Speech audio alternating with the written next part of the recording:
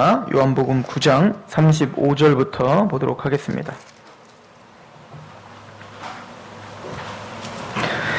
요한복음 9장 35절부터 38절까지 말씀입니다. 35절에서 38절까지 말씀입니다. 우리 한 목소리로 같이 봉독할게요. 35절부터 38절 같이 봉독합니다. 시작. 예수께서 그들이 그 사람을 쫓아냈다 하는 말을 들으셨더니 그를 만나사 이르시되 내가 인자를 믿느냐? 대답하여 이르시되 주여 그가 누구시오니까 내가 믿고자 하나이다. 예수께서 이르시되 내가 그를 보았거니와 지금 너와 말하는 자가 그이니라. 이르되 주여 내가 믿나이다 하고 절하는지라. 아멘.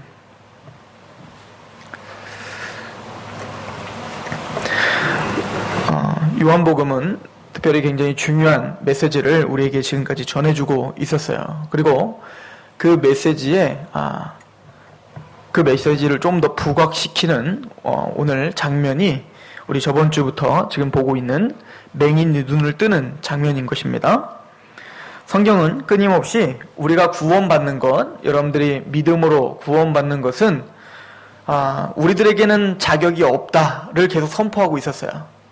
우리에게는 아무 자격이 없고 구원받을 수 있는 실력도 우리에게 없는데 100% 하나님의 은혜로, 하나님의 섭리로 구원을 주신 것이다 라고 믿는 것, 이것이 복음이라고 이야기합니다. 이 오직 은혜로만 구원받는다, 오직 믿음으로만 구원받는다 라고 하는 부분을 사도 바울은 강조하기 위해서 갈라디아서 1장에 보면 나나 우리나 그 어떤 천사들일지라도 내가 전한 복음 외에 다른 복음을 전하면 저주를 받을지어다 라고까지 이야기를 했어요. 그래서 우리나 천사들이라는 것은 바로 사도 바울도 속해 있는 거죠.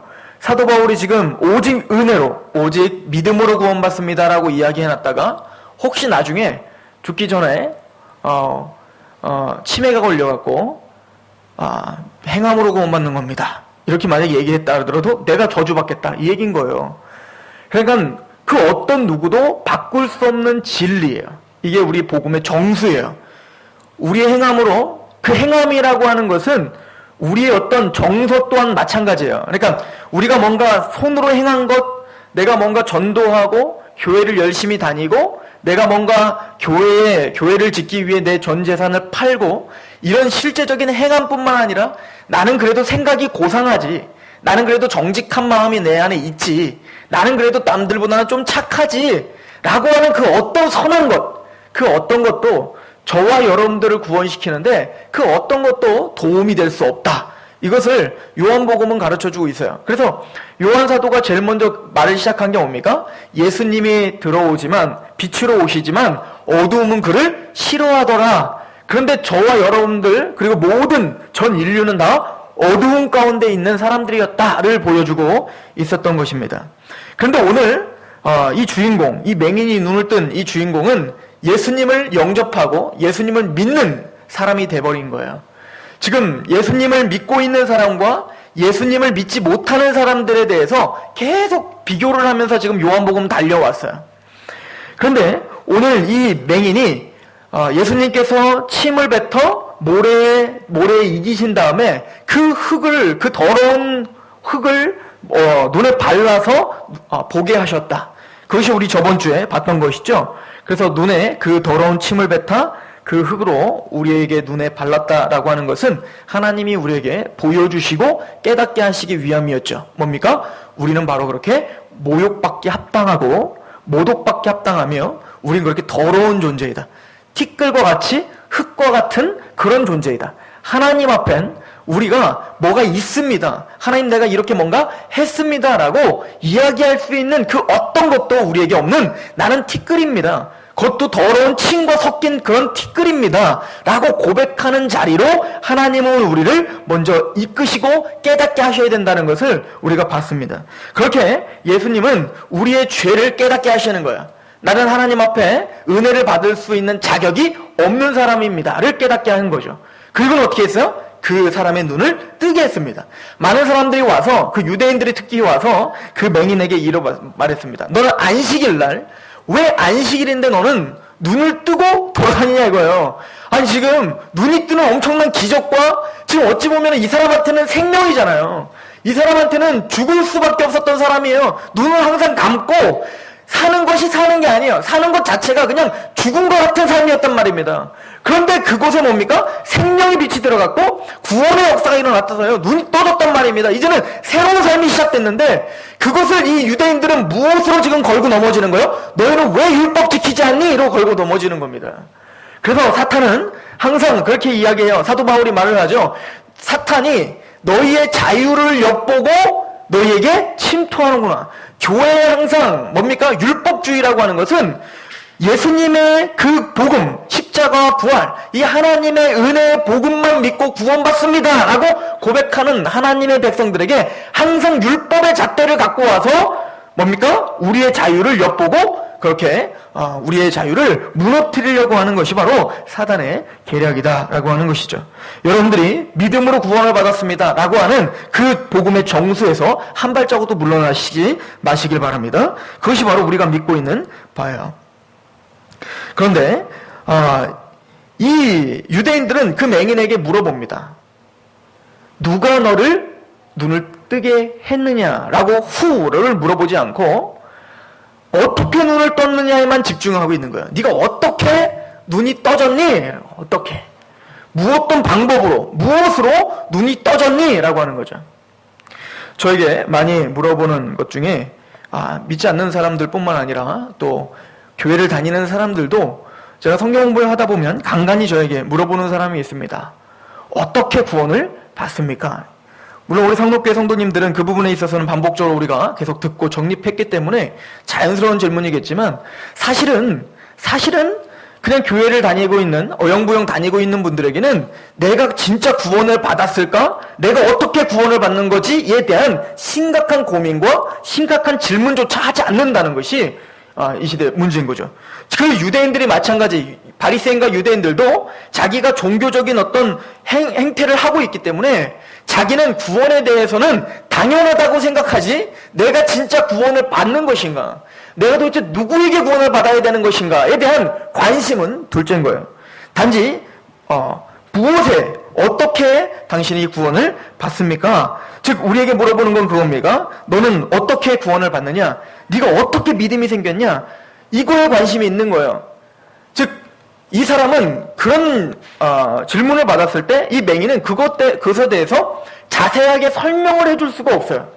예를 들어 누군가 여러분들에게 와서 당신은 어떻게 믿음이 생겼습니까? 라고 물어본다면 물론 설명을 하겠죠. 이렇게 하나님의 복음을 듣는데 그냥 그게 믿어졌어요. 이건 사실은 올바른 설명이 아니에요. 과학적인 설명은 아니에요. 도대체 어디서 어떤 부분에 무엇 때문에 그게 믿어졌는지 이거를 말해야 되는데 우린 사실은 믿고 있는 우리들은 그거에 대한 설명을 할 수가 없어요. 그래서 이 맹인된 사람도 설명을 할 수가 없어요. 단 이 사람이 설명할 수 있는 거는 딱 하나예요. 예수라는 사람이 있었는데 그 예수라는 분이 침을 뱉어서 흙을 짓이겨 내 눈에 발랐더니 내 눈이 떠지던데요? 이런 거예요. 너는 왜 안식일날 율법 안 지키고 눈 떠갖고 이렇게 돌아다니냐? 그렇게 물어보는 사람에게 이 사람이 대답할 수 있는 건 하나밖에 없어요. 예수라는 분이 있는데 그분이 침으로 흙을 짓이겨서 눈에 발랐더니 내가 보이는데요? 그냥 기뻐서 그냥 돌아다닌 건데요. 즉 이 사람은 경험으로밖에 알 수가 없는 거예요. 즉 우리가 맹인된 자에게 앞이 안 보이는 사람에게 빨간색이라는 것을 한번 설명해 보십시오. 자, 다 안 보여요. 안 보이는 사람인데 나는 지금 뭔가 보여서 지금 돌아다니고 있는 거예요. 당신은 도대체 무엇 때문에 믿고 있습니까? 당신이 정말 믿는다는 게 무엇입니까? 우리는 계속 물어봐요. 그럼 우리는 설명을 해줘야 된단 말입니다. 예를 들어서 보이지 않는 모든 사람들이 나 혼자 눈을 딱 떴어. 그 사람에게 당신은 도대체 어떻게 눈이 떴고 눈이 떠서 도대체 뭐가 보입니까? 라고 한다면 우리가 뭐라고 대답을 할까요? 나는 눈이 떠졌는데 눈이 떠진다는 게 뭐냐면 깜깜한데 환해졌어요. 근데 원래부터 깜깜해서 원래부터 깜깜한 데만 있었던 사람이 환하다는 개념이 뭔지를 알겠어요. 즉 눈을 떠서 보니까 꽃이 보이는데 꽃이 빨개요. 꽃이 노란색이에요. 아무리 색깔을 이야기해줘도 눈을 가린 사람은 그 색깔을 아무리 들어도 어때요? 모르는 거예요. 왜 모르죠? 눈이 안 떴으니까요. 평생 이 색깔이라는 것 자체를 듣긴 들었어. 듣긴 들었죠. 빨간색, 노란색, 파란색 이런 게 있다는 소리는 많이 들었어요. 그래, 꽃은 뭐 빨간색이라고 하더라. 저거는 무슨 노란색이라고 하더라. 뭐 하늘이 파란색이라 하더라. 듣긴 들었는데 그 실체를 진짜 본 적이 없기 때문에 그 감격이 뭔지를 몰라요. 또 그 사람에게 아무리 우리가 최선을 다해 설명해 준다 할지라도 그 사람은 우리가 보고 있는 이것을 절대 알 수도 없고 깨달을 수도 없는 거예요. 이게 뭡니까? 맹인이에요. 그런데 지금 영적인 맹인이었던 사람이 눈을 떴습니다. 우리에게 물어보는 거예요. 당신 예수님 어떻게 믿었어요? 믿는다는 게 뭡니까? 몰라요. 그냥 예수님이 내 안에 십자가의 사건과 부활의 사건이 내 사건으로 진짜 믿어져서 알 수 없는 감격이 내 눈에 눈물이 흘러요. 그리고는요, 예수님이 재림을 하실 건데, 재림을 하셔서 이 모든 땅을 다 심판하실 거래요. 그리고 하늘과 새 땅이 있는데, 와, 그 땅은 홍보석과 녹보석과 그 알 수 없는 그 영광스러운 모습으로 나를 지금 기다리고 있어요. 하나님이 나를 왕같은 제사장이라고 불러요. 이 사람은 귀로는 듣고 있는 거예요. 믿지 않는 사람들 귀로는 듣고 있는데 도대체가 뭔 소리인지 모르겠는 거예요. 예수님이라는 말, 하나님이라는 말, 복음이라는 말, 믿음이라는 말, 의인이라는 말 다 들어봤단 말입니다. 교회 안에 다니면서 다 들어봤어요. 그런데 그것이 왜 감격이 안 되죠? 못 보기 때문에 그런 거예요. 귀로는 들었는데 이 실체를 본 적이 없어요. 내 마음의 눈이 열리지 않았단 말입니다. 이것이 뭐냐면 죽어있는 상태예요. 교회 안에 교회를 열심히 다니시는 분들 중에서도 이렇게 우린 듣긴 들어도 눈으로 보지 못하는 사람들이 수두룩하더라라고 하는 거죠. 지금 유대인들에게 예수님은 그걸 말해주고 싶은 거예요. 지금 이 맹인이 눈 하나 떠갖고 성공한 앙따 의사로서 예수님이 칭찬받고자 지금 이 사람 눈 뜨게 한 거 아니에요. 이것을 통해서 뭡니까? 너희들이 지금 다 영적 실체를 보지 못하고 있구나. 너희들이 율법을 알고 지금 이런 논쟁을 보면 그 사람한테 유대인이 물어봐요. 너도 그러면 예수의 제자냐? 라고 물어봐요. 너는 예수의 제자지만 나는 모세의 제자다! 라고 이야기한단 말입니다. 나는 율법을 알고 율법을 지키는 모세의 제자야. 난 구약을 전체를 다 알아! 라고 이야기한단 말입니다. 즉 뭡니까? 성경을 많이 알고 많이 듣고 많이 배웠지만 그것이 뭐냐면 영적 눈이 떠지지 않으면 아무리 그걸 많이 들어도 다 도루묵이라는 거예요. 하나도 그 사람에게 영적인 도움이 될 수 없다는 것을 주님은 이야기하고 계시는 거예요. 그러면 반대로 지금 눈이 떠진 이 사람에게 예수님이 오늘 본문에 찾아와 주십니다.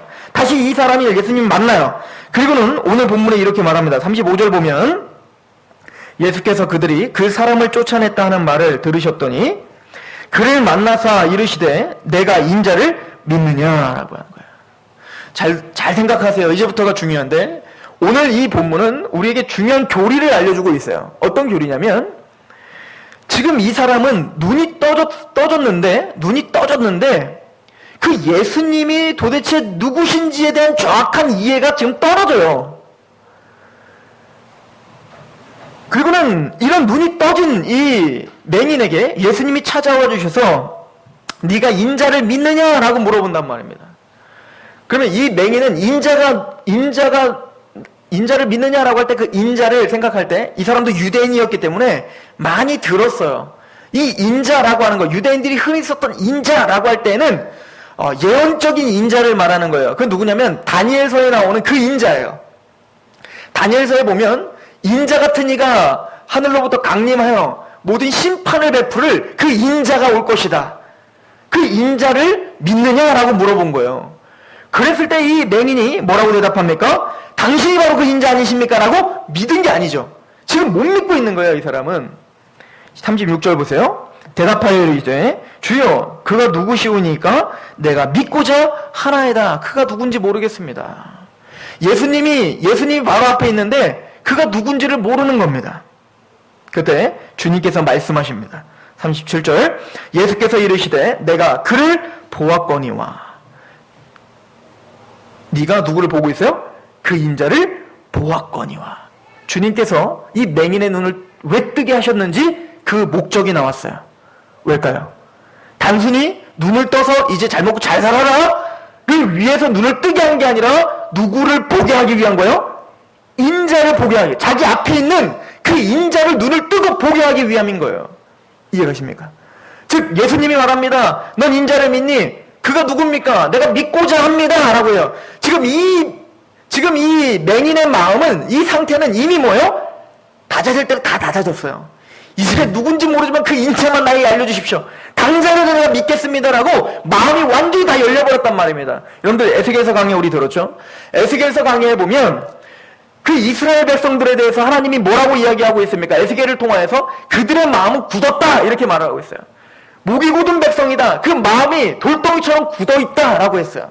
지금 그 굳은 마음들을 지금 보여주고 있잖아요. 그 많은 유대인과 바리새인들이 예수님이 아무리 돌아다녀도 예수님이 눈앞에 돌아다니고 있는데, 그 인자가 눈앞에 돌아가고 있는데 그 예수님을 자기의 아집과 고집으로 빵빵 묶어놓고 어떻게 하는 거예요? 믿지를 않잖아요. 계속 배격하지 않습니까? 그런데 지금 이 사람은 어떻게 된 거예요? 마음이 이미 어떻게 됐어요? 고깃덩어리처럼 부드러워져 버렸어요. 지금 이거 누가 이렇게 만들어주고 계신 거예요? 예수님이 그렇게 만들고 계신 거잖아요. 눈을 뜨게 하심으로 말미암아 그의 마음이 어떻게 해요? 부셔져 버린 거예요. 그의 마음에 그 왕관이 부서졌어요. 예수님이 지나갔지만 눈에 보이지 않아서, 그게 누군지도 눈에 보이지 않아서 예수님이 지나갑니다, 제자들이 지나갑니다 그랬을 때 인자요 라고 말하지 않고 나에게 은과금 좀 주십시오 라고 고백하는 그 안진뱅이처럼 이 사람도 어떻게 했어요? 구걸만 했다잖아요. 내 지금 피로 좀 채워주시죠. 눈 감고 피로 좀 채워주시고 나 잘 먹고 잘 살게 좀 해주시죠. 이것만에 지금 열정을 갖고 지금 살았던 그인데, 예수님이 찾아와 주셔서 그의 눈을 뜨니 누가 보여요? 그 인자가 내 눈앞에 보이기 시작하더라. 그리고는 그때 바로 뭘 고백합니까? 38절 이르되 주여 내가 믿나이다 하고 절하는지라. 어떤 역사가 벌어졌어요? 그가 인자임을 믿는 역사가 이루어졌어요. 자, 여기서 우리가 중요한 교리를 하나를 배워요. 감리교는 특히 웨슬리 같은 경우는 우리가 배우고 있었던 회개, 거듭남, 의인, 믿음, 이것을 하나로 봐요. 맞아요, 하나요. 한꺼번에 일어나는 일이에요. 구원을 받을 때 우리 의인이 되었고 거듭난 거고 우리는 믿음이 생긴 거예요. 믿으십니까? 그런데 그 웨슬리는 이것을 정리할 때 어떻게 정리하냐면 회개가 일어나고 회개해야 의롭다함을 받고 거듭난다 이렇게 정리를 한단 말입니다. 그러나 우리는 그렇게 믿는 게 아니에요. 우리 장로교 교리는 반대예요. 가장 먼저 우리가 믿었을 때 의인이다. 우리가 믿어야지 거듭난다. 우리가 믿어야지 구원받는다가 아니고 거듭나야 믿음이 생기는 거예요. 제가 뭔 말하는지 이해가 가세요? 거듭나는 게 먼저라는 겁니다. 즉, 이 맹인이 예수님을 내가 봅니다. 내가 예수님을 믿습니다. 당신이 인자인 걸 믿습니다라고 고백하기 전에 먼저 어떤 역사가 일어났어요? 그를 보게 해주는 역사가 일어났단 말입니다. 즉 주님은 그의 눈을 뜨게 해줬어야 됐어요. 그 영적인 죽음 가운데 있는 우리에게 오셔서 우리의 영적인 눈을 띄워줘야 되고 죽었던 생명에 생명을 불어넣어줘서 거듭나게 하셨어야 됐어요. 이것이 먼저인 거예요.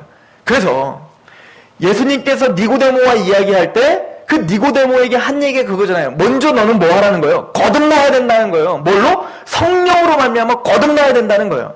그렇게 우리가 거듭나지 않으면 하나님의 말씀을 절대 들을 수가 없어요. 어느 집사님이 복음을 전하다가 답답해서 저한테 이런 얘기를 해요.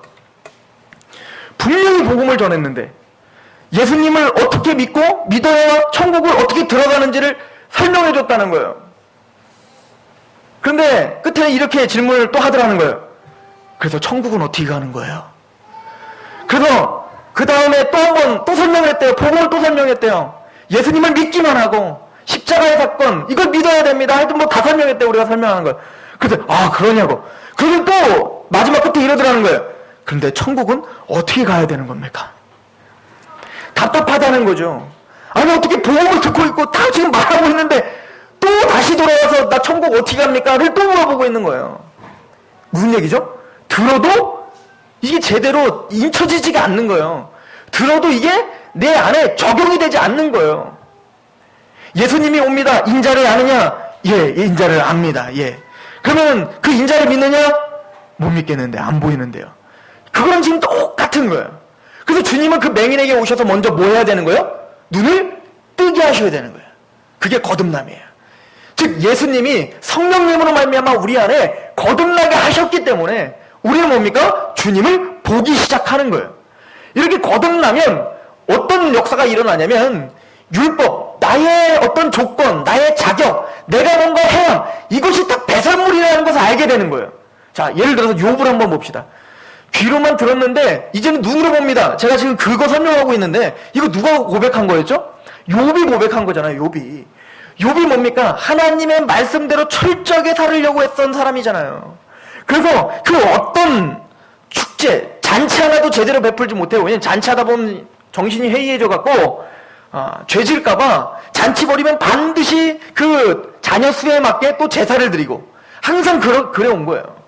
그럼 그 마음에 어떤 두려움이 있었냐면 나에게 만약에 하나님 말씀대로 살지 않고 그렇게 살지 않으면 나에게 저주가 올 것 같은 그런 두려움 가운데 그런 어떤 율법주의적인 그 사고 가운데 하나님 앞에 그렇게 최선을 다해 살았던 거예요. 그래서 그 사람의 믿음은 뭐냐면 내가 뭔가 최선을 다해서 살고 내가 의롭다함을 받을 만큼 내가 정말 모든 것을 희생하며 살았으니까 이렇게 동방의 가장 큰 사람이라는 복을 받았지라고 하는 마음이 밑에 깔려있는 거예요. 이 나에게 지금 주어진 것이 하나님의 은혜지 나는 이걸 받을 자격이 아니지 라고 하는 게 아니라 뭔가 이것을 유지하기 위해선 내가 뭔가 하나님 앞에 뭔가 최선을 다할 때 하나님이 나에게 감격할 때 이렇게 나에게 은혜를 유지시켜 주시겠지 이런 어떤 두려움 가운데 항상 신앙생활을 했던 욥이었단 말입니다. 그때 하나님이 여러 고난들을 주시고 그 고난을 통하여서 욥에게 알려주신 게 뭡니까? 하나님께서 나타나셔서 뭐라고 하죠? 야 저기 있는 새들을 봐라. 그 새들의 먹이를 누가 갖다 주디? 저기 있는 잠자고 있는 저 사자들, 그 사자들 도대체 누가 먹이니? 하나님께서 창조하셨기 때문에 그 창조자가 아비가 되셔서 그에게 먹여주는 거 아니냐라고 하는 거죠. 하물며 너는 네가 그렇게 숨을 쉬고 살고 네가 그렇게 복을 받으며 사는 거 그거 네가 뭔가 열심히 하고 율법 다 지키고 나한테 뭔가 잘못한 게 하나도 없으니까 내가 너에게 이런 큰 상급을 준 것이니? 그거 아니지 않니?를 설명해주고 싶었던 거예요. 즉 너의 율법과 어떤 노력으로 이런 복을 받은 게 아니라 바로 나는 너의 아버지다. 나는 너의 아비이기 때문에 나는 너에게 이렇게 구원도 주고 난 너에게 이런 큰 상급도 주는 거다 라고 하는 것을 지금 욥에게 알려주고 있었던 전체가 다 욥기의 핵심이에요. 그럴 때 욥이 그 하나님의 눈 열어주심을 본 거죠. 즉 뭔가 마음의 깨달음이 일어났어요. 하나님을 직접 봤어요. 그때 욥이 한 얘기가 뭡니까? 먼지를 뒤집어 쓰고 티끌을 뒤집어 쓰고 회개를 먼저 합니다. 누구처럼? 이 맹인이 침에 흙을 짓이겨서 바른 것처럼 나는 티끌입니다. 나는 정말 하나님 앞에 아무 자격이 없는 사람입니다. 내가 이렇게 동방의 가장 큰 자가 된 것이 꼭 나이가 열심히 뭔가를 해서 부당해서 뭔가를 해서 지성이면 감천이라고 해서 그렇게 해서 하나님이 감동해서 나에게 준 거라고 착각했습니다. 아닙니다. 난 이렇게 고난 중에 나는 이렇게 아무것도 없는 빈털터리로 있어도 하나님 앞에서는 아무것도 아닌 존재입니다. 나는 그런 티끌입니다를 고백한 거예요. 그때 하나님의 그 약속의 말씀을 주신 거 아닙니까? 그때 욥이 고백한 게 뭡니까? 내가 지금까지 귀로만 들었으니 이제는 당신을 눈으로 봅니다. 이해가십니까? 즉 이 맹인이 눈이 뜬 사건은 바로 이건 거예요. 하나님이 그에게 보게 하신 거죠. 욥에게 보게 하신 것처럼 이 맹인에게 보게 하신 거예요. 그래서 예수님을 믿게 된 겁니다. 여러분들 어떻게 구원받으셨습니까? 바로 이 은혜가 저와 여러분들을 강권적으로 붙잡아 주셔서 이렇게 우리는 구원을 받은 거예요. 이렇게 구원받은 자의 고백은 무엇입니까? 바로 예수님 앞에 가장 먼저 했던 게 뭐예요? 예수를 믿더라. 그리고 바로 뭐래요? 믿고 절하더라. 그 인자 앞에, 그 주님 앞에 절하고 구복하는 그 주님 앞에 모든 경애를 다 표현하는 예배자가 되더라라고 이야기를 하고 있어요. 요즘에 우리 새벽에 사무엘하를 계속 묵상하고 있는데 요즘 귀한 말씀이 선포되고 있어요. 사무엘하 7장에 보면 다윗이 이제는 모든 이스라엘을 다 통일하고 이제는 왕이 된 것뿐만 아니라 가는 곳마다 승리하는 장면이 나와요. 그리고는 다윗이 한번 생각해 본 겁니다. 내가 하나님이 세워주신 기름 부은 왕으로 지금 이 자리에까지 온 그 삶을 한번 뒤돌아본 거예요. 근데 너무 기가 막힌 거예요. 그냥 아무 인정도 받지 못했던 목동, 그것도 가족들에게조차 인정받지 못했던 목동, 그죠? 항상 막내로 그 모든 형들은 아버지에게 어떤 소망이었고 희망이었지만 그 막내 아들 다윗에게는 아무 희망도 걸지 않았단 말입니다. 그 이세는. 그래서 나중에 보면 알잖아요. 사무엘이 왔을 때, 사무엘이 보여줬을 때 그 다윗을 보여주려고 나지 않잖아요. 걔는 뭐 그게 뭡니까? 우리의 모습인 거예요. 우리의 모습, 우리의 연약함. 우리는 그렇게 티끌과 같은 사람이었는데 다윗이 생각할 때 그랬던 나를 지금 누가 왕으로 세우신 거예요? 하나님이 나를 왕으로 세우신 거예요. 보통 사람보다 머리가 하나 더 있는 사울을 폐위시켜버리고 사람들이 세우는 그 왕을 폐위시켜버리고 하나님이 전적인 뜻과 그 주권 가운데 하나님이 자신을 찾아와 주셔 기름 부어주시고 그 여러 고난 중에 하나님이 계속 승리하게 하셔서 마침내는 나를 왕으로 세워주셨다. 이게 구원받은 저와 여러분들의 고백이잖아요. 그렇군요. 내가 뒤를 돌아보니까 하나님이 나를 정말 이렇게 기가 막히게 인도하셔서 오늘 내가 왕같은 제사장으로 하나님의 그런 왕자의 대접을 받고 있군요. 그 감격 가운데 있잖아요.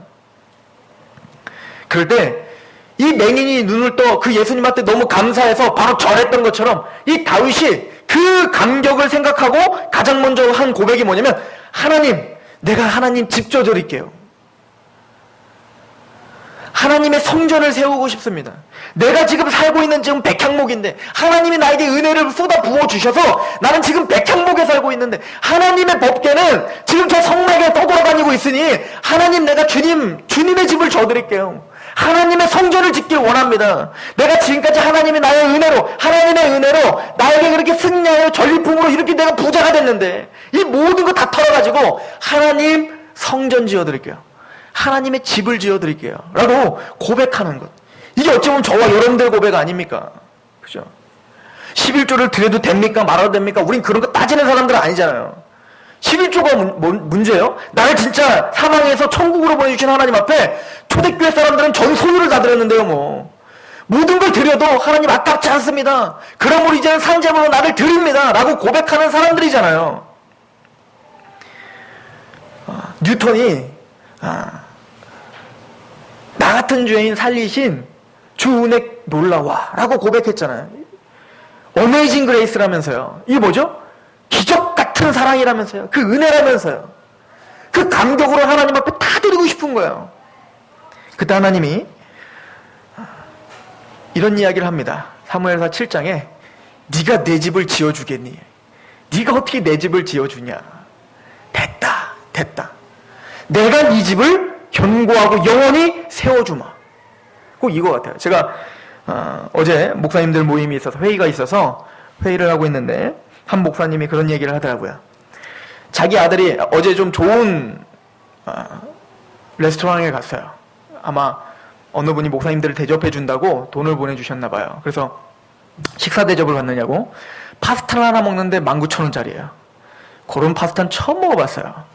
하여튼 그런 데 갔는데 이제 목사님이 그런 얘기를 해요. 난 여기서 스파게티만 먹지 여기서는 그 스테이크를 한 번도 먹어본 적이 없대요. 하나에 5만 원이래요. 이 스테이크가. 그런데 그런 얘기를 하면서 이런 얘기를 합니다. 예전에 이런 일이 있었다는 거예요. 자기 아들이 중학교를 졸업하는데 졸업식 날 이제 온 가족이 갔을 거 아닙니까? 근데 그 졸업식 날 그 아들이 갑자기 자기 졸업식 날 아버지, 오늘은 제가 쏩니다. 맛있는 파스타를 먹으러 갑시다. 그래서 제가 쏘겠습니다. 그랬다는 거예요. 그래서 그 가족이 네가 뭔 돈이냐? 됐다. 내가 계산하겠다 할 때 아니라고. 끝까지 자기가 쏘겠다고. 그래서 먹었대요. 먹고 그 다음날 그 사모님에게 문자가 딱 왔대요. 엄마 10만 원만 보내주세요. 이게 자녀인 거죠. 그죠? 그런데도 그렇게 돈 다시 뺏어갈 거 알면서도 어때요? 그거에 대해 감격하고 있는 거예요. 지금 우리가 어찌 보면 하나님 앞에 지금 다윗이 그 감격 속에 자기가 할 수 있는 것 이 모든 걸 갖고 내가 하나님 성전 지어드릴게요. 내가 하나님 집을 만들어 드릴게요. 라고 할 때 어찌 보면은 하준이 꼭 조그만 애가 저한테 얼마 전에 저한테 그래요. 지가 무슨 장난감 하나 샀는데 요즘에 말을 많이 배우니까 하준아 이거 가졌더니 좋아? 라고 물었더니 아빠 내가 이거 사줄게. 아빠 내가 이거 사줄게. 이렇게 얘기하더라고요. 이거 어디서 사준다는 말은 어디서 들었는지 모르겠지만 이거 자꾸 사준대요. 그런데 얘가 뭘 사줘요 저한테. 듣는데 그냥 기뻐요. 그죠? 기쁘잖아요. 사준다는데 그냥 그게 뭐 빈말인지 어떤지 모르겠지만 그냥 좋은 거예요. 하나님은 어찌 보면 여러분들을 내가 구원받았어요. 나의 모든 삶을 다하여 하나님께 내가 산재물을 드릴게요. 하나님 성전 지어드릴게요. 하나님 내가 주님의 나라를 위해서 먼저 그의 나라와 의를 위하여 내가 모든 것을 드리겠습니다. 주님! 주님 그러실 거예요. 네가 나를 위해서 뭘 해준단 말이냐. 그러나 그 하나님은 그걸로 기뻐하시는 거죠. 그리고 그걸로 끝나는 게 아니라 하나님은 다윗에게 어떻게 합니까? 다윗아 네가 날 위해 뭘 준다는 거예요. 사무엘하 7장 5절 내가 나를 위하여 내가 살 집을 건축하겠느냐? 여호와가 또 내게 이르노니 여호와가 너를 위하여 집을 짓고 내 집과 내 나라가 내 앞에서 영원히 보존되고 내 왕위가 영원히 견고하리라. 무슨 얘기입니까? 다윗아 그 감사와 그 제사를 내가 받겠다. 네 마음 내가 받을게. 그러나 네가 나를 위해서 뭘 해줄 수 있니? 내가 너의 집을 견고하게 하마. 내가 너의 집을 영원토록 견고하게 내가 붙잡아 주마. 라고 고백하고 있죠. 그럴 때 다윗의 고백을 들어보십시오. 어찌 보면 이 맹인이 하나님 앞에 절했을 때, 주님 앞에 절했을 때 우리도 똑같은 마음 아닙니까? 구원이라는 것, 그 어메이징 그레이스를 받은 우리들은 하나님 앞에 그런 감격이 있는 거예요. 그런 감격으로 하나님 앞에 그렇게 말할 때 주님 우리에게 말합니다. 그냥 고맙다는 거예요. 받아줍니다. 그러나 내가 너의 집을 영원히 견고하. 즉 하나님이 그 모든 언약과 너를 지켜주겠다라고 이야기하고 있는 거죠. 우리 사무엘하를 보시면 제가 읽어드립니다. 사무엘하 7장에 다윗의 기도문이 있어요. 이 하나님의 은혜를 듣고 이렇게 기도를 합니다. 18절에 다윗 왕이 여호와 앞에 들어가 앉아서 이르되 주 여호와여 나는 누구요며 내 집은 무엇이기에 나를 여기까지 이르게 하셨나이까. 이게 무슨 얘기입니까? 주님 도대체 내가 누굽니까? 왜 나에게 이렇게 행하시는 겁니까? 내가 도대체 누구기에 나에게 나의 눈을 떠서 하나님을 보게 하고 나를 왕으로 삼고 왕같은 제사장으로 나를 하나님의 자녀로 나는 정말 죄 가운데 아직도 죄 가운데 지금 뒤섞여 있는 난데 나의 집을 견고하게 해준다는 것입니까? 19절 주 여호와여 주께서 이것을 오히려 적게 여기시고 또 종의 집에 있을 먼 장래일까지도 말씀하셨나요? 무슨 얘기죠? 지금 나를 돌아봤을 때 하나님 나를 이렇게 기가 막히게 인도하신 것도 기가 막힌데 하나님은 이것을 작은 일로 여기시고 무슨 얘기죠? 이제부터 시작이지. 야 다윗아 네가 이것 갖고 나의 집을 져준다고? 야 나중에 하자. 왜죠? 이건 시작이야. 이건 시작이지 끝이 아니야. 이제 너에게 영원한 집을 내가 보여줄 거야. 내가 너를 위한 영원한 집을 만들어놨단 말이야. 너의 그 다윗 왕조를 어떻게 견고하게 하며 어떻게 영원하게 내가 찬란하게 빛나게 할지 그것을 이제부터 네가 밟으며 살아야 되는데 지금에서 뭐 하나님 나중에 더 큰 집 줘줘라 뭐 이런 거겠죠. 무슨 얘기입니까? 지금 하나님은 우리를 지금 구원시켜 주셨는데 이걸 무슨 일로 여기신다고요? 하나님은 작은 일로 여기신다는 거예요. 그거 아무것도 아니야. 얘들아 그 구원받은 게 그렇게 감격스럽니? 그거 아무것도 아니야. 내가 앞으로 너에게 이룰 그 영원한 천국에서 너에게 줄 그 영원한 상급과 그 영광은 이루 말할 수 없는 것이 내가 준비해놨어. 그때 다윗이 고백하는 거예요. 하나님 내가 지금까지 지낸 것도 이렇게 감격스럽고 감사한데 이것이 작은 일로 여기시고 나에게 장래의 약속까지 해주시다니요. 20절 주 여호와는 주의 종을 아시오니 다윗이 다시 주께 무슨 말씀을 하오리까. 내가 하나님 앞에 아무 말도 할 수 없습니다. 이것이 은혜로 믿음으로 구원받은 자의 눈이 뜬 자의 고백인 거야. 순간순간 우리는 이 고백을 잊고 삽니다. 그럴 수 있어요. 눈이 뜬 사람들도 구원을 받은 사람들도 이 영원한 장래의 일을 보지 못하고 순간순간의 거에 얽매여 원망하며 그 신앙이 무너질 수 있어요. 그러나 하나님의 약속은 영원히 견고하여서 여러분들은 구원에서 떨어지진 않겠죠. 그러나 우리의 신앙생활에는 대단히 큰 타격이 오게 되더라는 거예요. 우리 베드로전서를 잠깐 한번 보시겠습니까?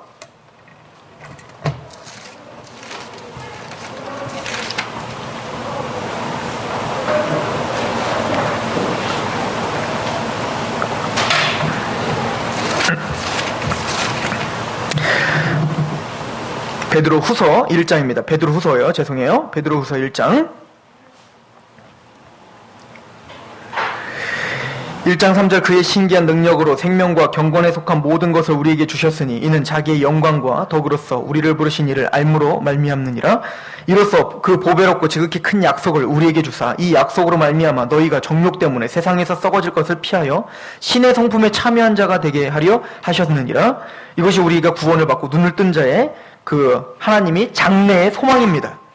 그러므로 너희가 더욱 힘써 너희의 믿음의 덕을, 덕의 지식을, 지식의 절제를, 절제의 인내를, 인내의 경건을, 경건의 형제 우애를, 형제 우애의 사랑을 더하라. 즉 이 장래를 바라보고 하나님의 큰 보배로운 약속을 보는 자들은 그의 고난 중에 믿음으로 승리하는 삶을 사는 것을 구체적으로 설명하고 있는 거죠. 그런데 8절에 보시면 이런 것이 너희에게 있어 흡족한 즉 너희로 우리 주 예수 그리스도를 알기에 게으르지 않고 열매 없는 자가 되지 않게 하려니와 이런 것이 없는 자가 있어요. 고난 중에 원망만 나오고 하나님 앞에 감사함을 잃어버리는 자들이 있단 말입니다. 그걸 뭐라는 거예요? 맹인이라. 보지 못하는 사람이다. 멀리 보지 못하고 그의 옛 죄가 깨끗하게 된 것을 잊었느니라. 이 사람들은 뭡니까? 먼저 본 사람은 본 사람이에요. 봤는데 다시 어떻게 된 거예요? 맹인된 사람처럼 사는 거예요. 왜요? 나의 구원받음, 나의 죄가 속죄된 것을 잊어버렸기 때문에 그런 거예요. 우리는 살면서 하나님이 우리에게 베풀어준 이 큰 은혜를 잊어버리며 살 수 있단 말입니다. 너무 재밌는 건 이렇게 고백했던 다윗이 금방 가서 어떻게 하냐면 이제는 바세바 취하고 뭐 이런 범죄를 저지르기 시작하는 거예요. 이게 뭐예요? 갑자기 맹인돼 버린 거예요. 구원을 받았는데 이 감사와 감격을 잃어버리면 그렇게 하염없이 소용돌이 속으로 빨려 들어가게 되는 것입니다.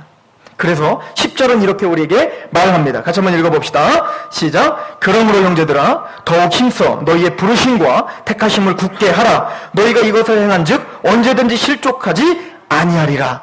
여러분 지금 우리 교회에서 선포되는 메시지의 거의 대부분은 여러분들의 믿음조차 하나님이 주십니다. 은혜로 구원받은 겁니다. 여러분들 원래 여러분들은 구원받을 수도 없고 깨달을 수도 없는 자였습니다. 여러분들의 인생을 돌아보십시오. 하나님이 여러분들을 어떻게 인도하셨나. 여러분들은 절대 하나님 앞에 굴복할 수 없는 사람이었다니까요. 이거를 진짜 매일 예배 때마다 선포하고 있어요. 그 이유는 딱 하나예요. 여러분들이 어떻게 이 자리에 왔는지를 굳게 하기 위함이에요.